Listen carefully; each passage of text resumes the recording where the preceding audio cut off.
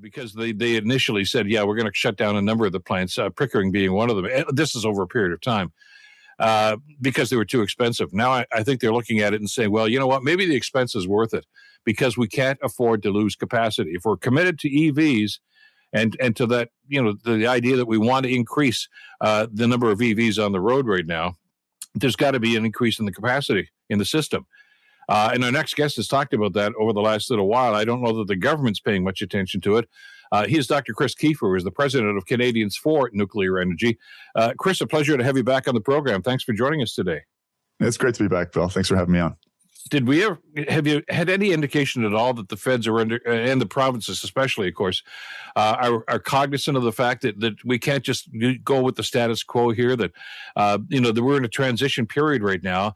And I think many experts now are suggesting, as you have, that nuclear energy has to be part of the process here because of the strain that this move towards EVs is going to put on our grid. Well, listen, I mean, it's not just the EVs. The phrase that I keep returning to is that we're putting the cart before the horse. There are things that are relatively easy, and that would include things like installing charging stations for EVs, even the factories. Ontario's pretty good with the automotive industry. We know how to build cars. Not easy, but certainly quite doable. Heat pumps, that kind of thing, right? That is all the cart. But the horse, we got to get the horse back in front of that court, and the horse is the power generation to be able to make this all work, to provide the electricity to the electric vehicles, for instance. And that's what's been neglected. Our demand forecasts weren't looking like we were going to need a lot more electricity up until the last 2 or 3 years. So in some ways, I can have some compassion for government, although I rarely do, that this wasn't foreseen. But certainly, times are changing, and I am encouraged to see, for instance, the enthusiasm behind the building of the new small modular reactor at Darlington, but also more recently, the government's really hinting that it's looking at doing new large nuclear. We built, 60% of our electricity generation infrastructure in about 20 years, between the 70s and the 90s. It's time for us to think about doing that again. And governments are always hesitant to spend a lot of money on projects, mega projects like this. And a year or so ago, the minister was saying, well, we can't really at this time justify spending the kind of money it would take to bring these plants, especially Pickering, back up to speed. But I'm getting the sense now, Chris, that we can't afford not to.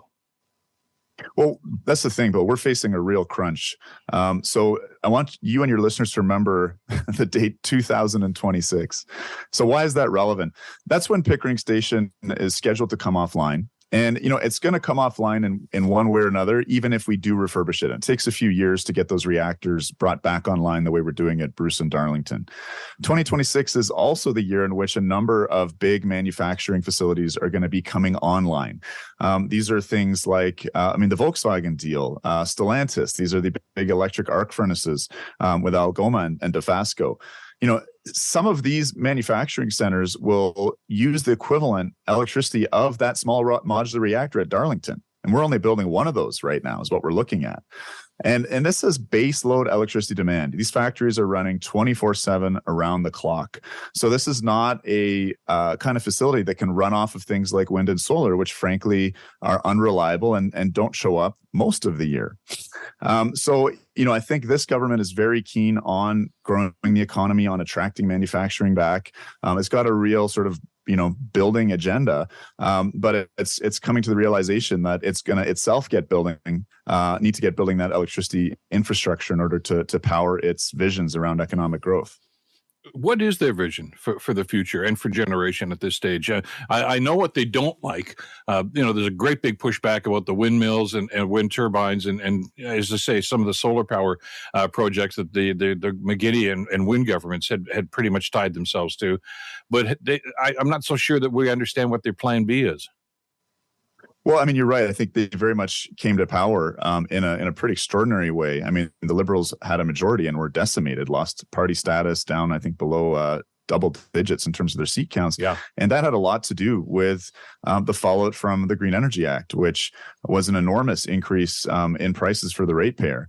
That experiment with wind and solar will cost us $60 billion to pay for those 20-year lucrative contracts, almost all of them which went towards private wind and solar developers. They really made off like bandits. It's a scandal that I think has not been talked about and is not addressed enough.